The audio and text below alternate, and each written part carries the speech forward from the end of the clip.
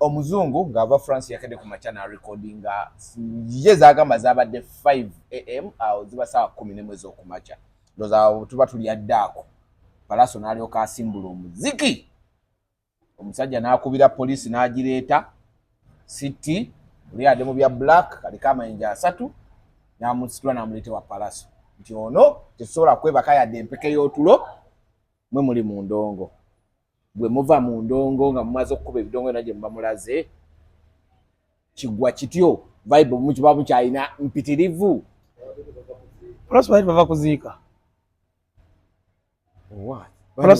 kituufu wakainawo studio waali kangu bwe makulagiridde omanyi ebbonga awali hoteli gye bayita Sajjoze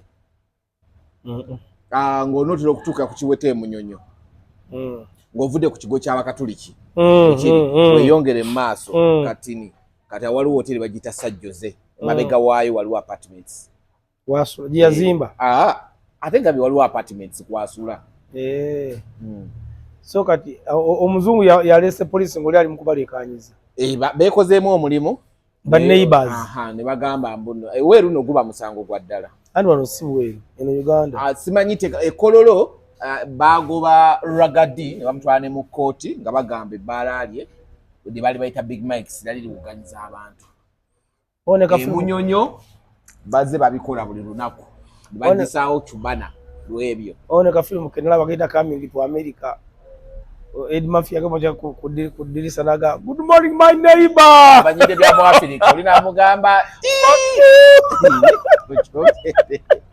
so kakati ebintu ebyo bizze oba nsoke nkuwulizemu ku bigambo ebyayogeddwa abazungu nga beweereza nga ne Pallaso n'abazungu beweereza nina mfo ky'okwetonda ensonyi azifudde busungu tonawuliza bigambo gumusalidde mbuuziza nti mfo ky'okwetonda ensonyi azifudde busungu omusikale yazze Pallaso ekyasinze omalako abantu egundi manyi alatuuliza akantu kaniko you don't do what you want. There are rules. Do what I want, bro.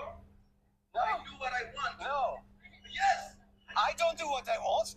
Even in my country, I don't do what I want. In Africa, I do what I want, bro. Amulangidde mwawo. I do what I want in Uganda. When I leave Uganda, they say, no, it's okay. You can record it. Kyamuga ekituufu mu Uganda omuntu akola kyayagala. Yagaba emadi mu nsi yange. Naye okasaba nga tukibala ku muntu mulala. Akola kyayagala. So you make the law in Uganda? Oh, you are the law, okay. Yamabuza gumateeka ko Pallaso yenze mateeka ensonga zino muzibeeranga mu alese abadde amutwalidde olya ti awo nakuwemula okitegeera kati nina kyesitategeera eyo vidiyo nkulazeeko kitundu ey'okubiri yino ayagala ne poliisi nakisobola mukola wa poliisi wuyo For me, I don't know. I mean, it's not my country. It's not my rules. In France, when I go there, they treat me like shit. On mo France. But I don't complain because I'm in France. When you come to Uganda and we eat dogs, you better start eating some motherfucking dogs. And stop thinking you come to Uganda. Bwogende buliyamba nawe lyembwa atalinga mungamba naye akeera akole ki You requested the visa on arrival or departure. When I'm going there, all my homies can't even go there and enjoy it. And you're here, you better learn to enjoy it, brother, and respect the natives. We make the rules here. Ain't no other person coming anymore to change the rules around here. Come on. ezo no apartments bapangisako opangisa agambye yakola amateeka gaawo naye apartments sizize wabanga nti yakola amateeka gaawo zikibuka okuba nga zize njagala tubeere specific eri abantu abatulaba gumanyina nyinizo yes I do nali nzeewoko naye lwakuba ndi kati kyendabyemu ekyenjawulo ekisooka kyabina Pallaso yakumala okuziika muganda we ndowooza olunaku lumu emabegako yes akati olunaku lw'okuziika nzanooza omuntu yalibadde mu nnaku oba bw'ato ye bwakungubaga simanyi ekyokubiri nti omuntu si kirungi kumalako baneighbour ddembe lya buntu kuba omuntu osobola okuba music katusooke kusalemu ekirimi katini kuba bw'otunuulira vidiyo nga tujanalizinze ku balkoni ye kwabaddeko abantu abasukka mu abiri kyeza yabadde pate ebadde balinayo pate oluvannyuma lw'okumala okuziika muganda nyo weesibe nnyo ku kyakuziika muganda we kituufu yadde ava kuziika naye abantu kye kituufu. Okay, kale tugenderaawo. Era video yajuwa ne Ibra agiteekera abantu bagirabe. Yadde ava kuziika kye kituufu. Katonda yadde akungubaga. Kandoza n'enkungubaga yakyuseemu. Yadde asanyuka awo, yadde asanyuse. Ate mbadde ngamba ate olina kuba mu nnaku. Gwe ye bw'atyo bwakungubaga. Ng'okungubaga otya? Okay, rest in peace nsonyiwa n'okugerezaako. Recently waluzinga yali maama wo? Taata recently. Bw'avaayo watukubira mu kundongo. Nze nabanagana wiiki namba nga sijja ku speed. Actually n'omwezi gwawera nze nga sijja ku speed. Ngokyali munyiike. Kubanga muzeeyi wange kyali kya nawulya bubi nnyo kubanga nali nsigazaawo ng'omuntu wange. Naye n'ono Pallaso nze abadde ndowooza nti ono muganda we kimukwatako nnyo. Ye mukulu waabwe. Kati ye alinga eyasanyuse. Alinga eyasanyuse kubanga obanga wakava mu kuziika olunaku lumu n'okuganya ttiimu ne mukuba endongo. Ate omala okukuba endongo banibawo ne bagamba n'obagamba nti mu nsi yo ggwe mateeka okkiriza okukola kyonna ky'oba oyagala. Basi kitegeera mpozi ayinza okuba yetaaga kukebera buwongo, tuyinza omusalira omusango ng'etaaga kukebera buwongo obwongo bwakyakalanye. Okyokebera buwongo oba yadde malamu kiwuggwe. Andi kye ŋŋamba ayinza okubanga naye ate mu kusooka ng'amufulidde amaze okufa yasooka n'apostinga Davido. Tuzzeeyo. Yasooka n'apostinga Davido. Era n'abaako ebigambo byamuwerekereza. Kakyesi n'akutegeera oba bali bamaze okumubikira muganda we nti afulu bayita n'akutegeera nze naawe okupostinga Davido. Agenda mupostinga nga already abantu batandise dde okungubaga gundi. Bali batandise dde okungubaga. Kakati awo nawo kabonero ka njawulo okubanga muganda waafudde ayina opostinga Davido. The same time omaze okuziika ate okosa house party. Kubanga toyinza kuba nti eza apartment bakkiriza mu lumu okusulamu abantu 10. Tekisoboka. Ate ne Pallaso nga Yesu nsuubira okuba nti alina omukyala eka. Tayinza kubanga akuŋŋaanya omuyolero gw'abaana bonna n'agwetikka. Kitegeeza olwavudde eri n'agamba omuntu kaatooleko wano kakube ku ndongo. Ekintu ky'okozesezza Devi olaga ng'agamba mbuno yadde nga yetikula omugugu. Ye mu bikolwa bye. Devicom nkulaze vidiyo eno omusajja ono omufaransa njagala mukulaga wafaanana musajja mukulu ali muno mu Uganda avuga bugaali. Akola ki? Atambula ensi ez'enjawulo ng'avuga kagaali bwe bayita ba-explorer digenda alambula ensi naye nga abiteekayo ali mu kuwandiika atali mukola documentary ya Uganda oyo kati. Si ya Uganda yokka badde mu nsi ez'enjawulo obamanyi bajja ne batambula kati nga nawo n'ogenda mu kifo kino ng'akanambuleko ne weekwata. So avuga akagaali alambulira ku bugaali. Naye ekisinza okuneewuunyisa Devicom wabaddewo omusirikale ng'ayambadde black si ensiti ndowooza ng'akuliko n'amayinja g'essibazi naye nga mu kamera gadde galabika. N'omusirikale baamugambiddemu nze mateeka. Omusirikale baagamuggyeeko. Anti oluwa gamba nti ye mateeka alina ensonga lwaki yakyogedde. Pallaso ayinza okuba ng'asoma amateeka kati oba nga eddeyo n'asoma amateeka ng'agamanyi era ng'akimanyi bulungi kyali mu kukola tekimenya mateeka. Wadde examples eziwerako. Byegamba bye bituufu. Oluwa gamba nti ye mateeka kitegeeza amateeka agamanyi. Lwagali omumanyi. Omumanyi mu gavumenti eno lwagali engeri amaanyi ge. Ebbala lye baaliggala ekkololo big mics gali leekaanira abantu bamugamba buli kiro ng'ensi ndogoma mu mateeka ga Uganda eba noise pollution ne bagigana bamutwala mu kkooti ya KCCA. Ekirungi kya Pallaso kyayina tompangisa tabala wuwe kati ono agenda bono bamuwonye okujjako ng'ali wuwe. Ani Pallaso kati jajjalagadi bamugaza bbaala ono kati asibamu. Kyubana baagiggalira ki? Mbusimanyi kuleekaanyiza bigundi bidongo. Kati noono ono agenda alabika ali ku ttaamu agenda mu maka ge kati. Omanyi apangisa musengukasenguka nnyo. Era obeera ennaalya lulina obeera ekireka obeera ekasangati n'obeera ebuwambo kati agenda kweyongerayo wala. Ono kati agenda kuvaawo kubanga ebyaddala ekintu kyakola kyo si kituufu. Neighbor kati ate y'ensonyi yazifudde busungu. Kituufu. Yoyo omuzungu. Ngera mukulaga tugende mu maaso. Ensonyi ye yazifudde busungu. Ate ankopi y'omu bayimbi abadde bakyalina ku mpisa n'ensonyi lwaki yalensa okuweebuuka. oba tugambe nti okufa kwa Muganda kwa mutabangudde obwongo kinalowoozeza nange ayinza okuba nga ono omwana okufa kwa mukulu we obwongo bwakyankalanye naye ye muvubuka abaddewo nga talina nnyo ttabu okuva ku saka ziri ezamugwako ezaali eza alien skin kuba ndowooza abadde yayigamu okusiza ku byamugwako kuba yavaayoko nali neyeetonda n'okwetonda bikyawo ekyo okwetonda yensobi gye yakola superstar teyeetonda tusooke tuveeyoko njala tudde ku analyzing video eno bulungi omufalansa wuuno yono nno yagudde mu mbi za Pallaso yoyo temuvubuka muto naye ebyo tebaabitegedde oba muto oba mukulu kati awali Mufalansa wana ali mu Uganda akulaga gundi Uganda wobozze wosobola okubeera biki kitegeera Pallaso ayinza okuddamu okuyimba ebweru kino tebayinza kumukugira eri waabwe ndowooza Falansa talina budde bunagenda France no ngamba ensi yonna bayinza okwekwata ne bagandi mu America akantu akataddeyo 4 hours ago Omufalansa yakataddeyo yabutaddeyo bubiri naye raba emiliyoni 10 emiliyoni emu tekanakuba miliyoni kali mu mitu 5 hours naye akantu likes zokka ziri 6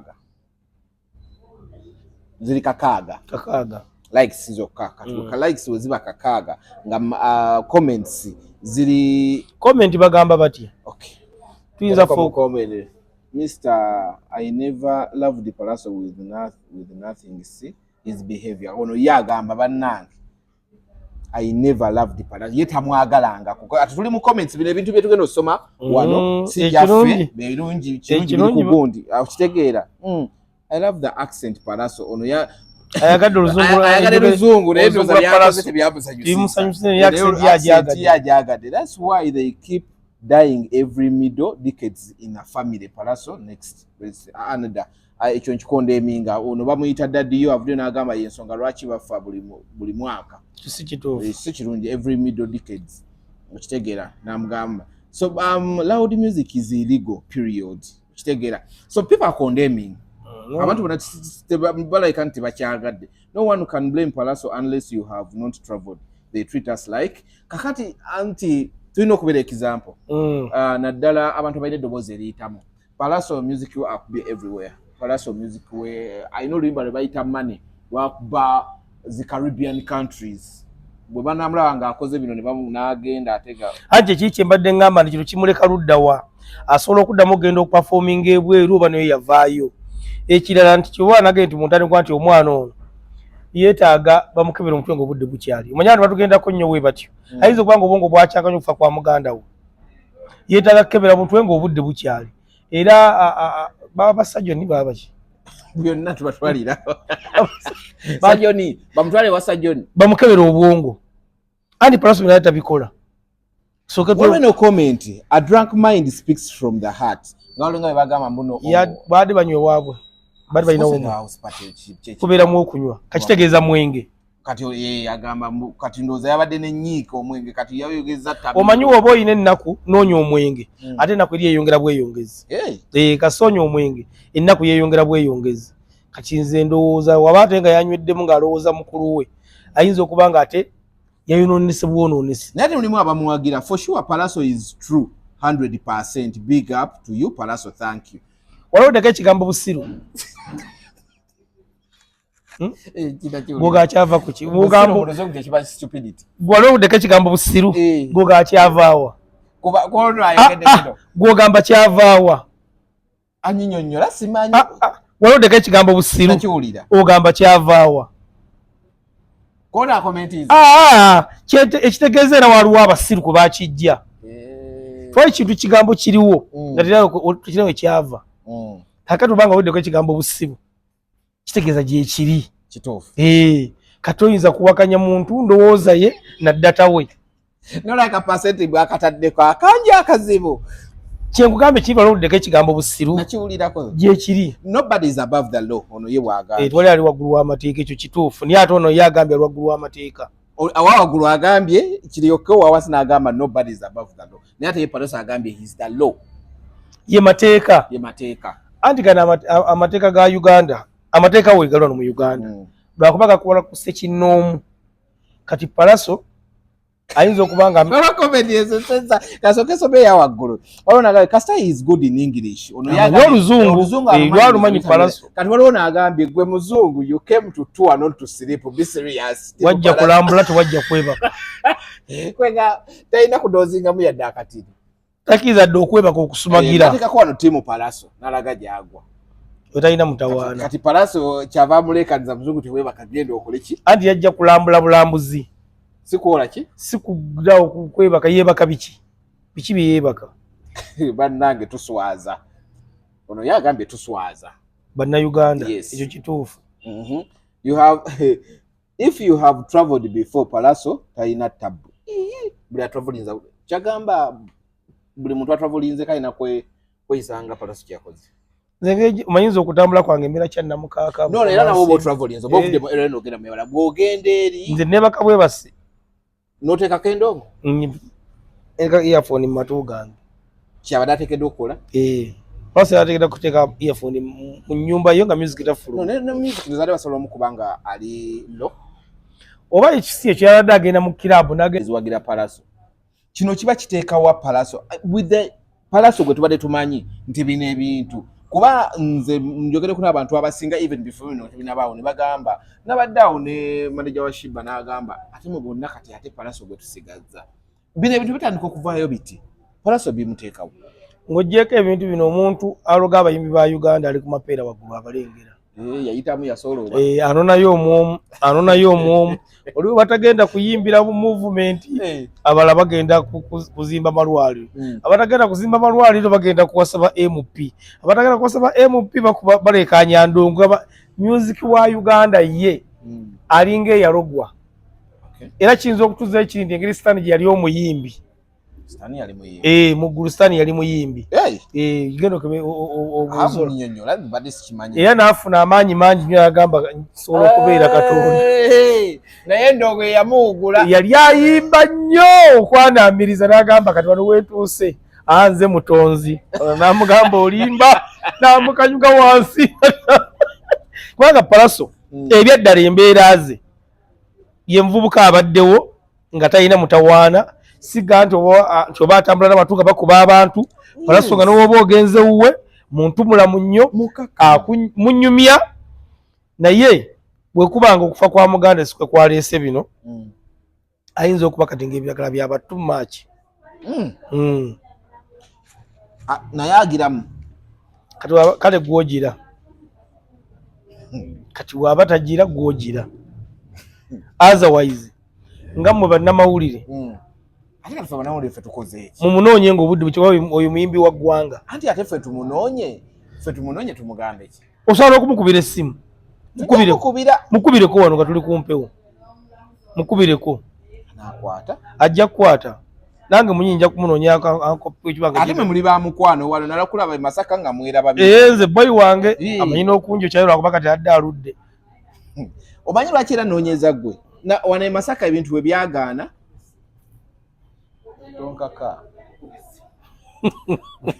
wano ebintu bwe byagaana Masaka nakulaba bamukwatirako olweyo nze simuyinaako mutano yampayo ne sente agaba sente era ndowooza ayinza okubanga muyimbi akyasi kati lwaki ogamba bannamawulire tumwanguyire tumukolere ki andi osobola okutuula naye ne munyumyamu wano nga twaliwo na kamera nga lonakusawo kamera n'omugamba anko kiki ekigenda mu maaso n'owulya endowooza yo nomuga kati manyi gyatulikoodinge oba si ekyo n'omugamba anko mbadde nsaba tukutwale mu ddwaliro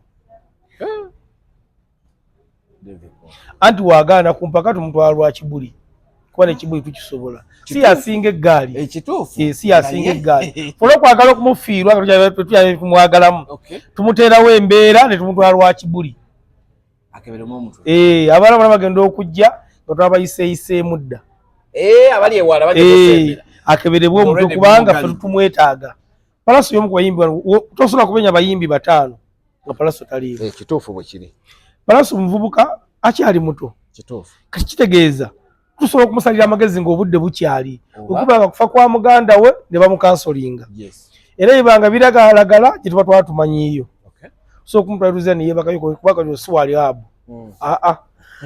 oyetaagaluza dayirekiti n'abanga talina waabijja ffe tumuteekayo tumufunira akasenga tukikola ku bulungi bwe ku bw'obulungi bwe ne music wa Uganda naffe abamubojjabojjako simubojjako nnyo kiri awo omanyi noba sikirawo naye nga obunyumirwa music ya music wenze mwagala ate nga jjukira music we asala kyokusala ekyo simanyi alina ennyimba ze zemanyi ezasala naye walalumu naye lubalumu aweebwa ekitiibwa naye nga ekyokusala kashimba kanoza kage kakyasinza okulosinga oba kalo nantongo ndowooza tugenda awo nja kukuleetera gundi wana ate nga babitusi tebaliimu tusigale ku kino kalo nantongo alina kyo mu Desemba ng'ennaku z'omwezi mukaaga ku Africana hotel Africana hotel Africana ye concert yagenda okusookera ddala mu bulamu bwe bagiyita maiden concert kyekyoba concert ebesookedde ddala bayita maiden concert analabisa Tawfik okwera okuggyako ttaaga ndowooza aketalo kagenda kubeera abantu ng'ennaku z'omwezi 18 omwezi ogwokutaano February ku jahazi pia naye yegenda okusooka ye maiden concert naye yamusooka kati ye aliwa ku bonna atani yakola omulala concert Kalo Kasita yamusooka kati then yakola naye yakola ku Marshall Ground yali etya tetuli mugondi mu nitty-gritties nedda sebo sijja kugenda kandi nkyetegeeza sigamba tanapu y'abantu yali okunyuma kyembadde naddala session yabwe gye bayimba ababiri naye mukazi oyo yaddala awo mwana oyo siri musonyiwa abanga Fiki bwatu bwakoze nga August 3 zijja kuba Lwakutaano then 3 zijja kuba Lwamukaaga kati nga 3 tulina omukulu Jose Chameleone ku gundi ku Serena then nga 3 ku hotel Africana tulinawo omuyimbi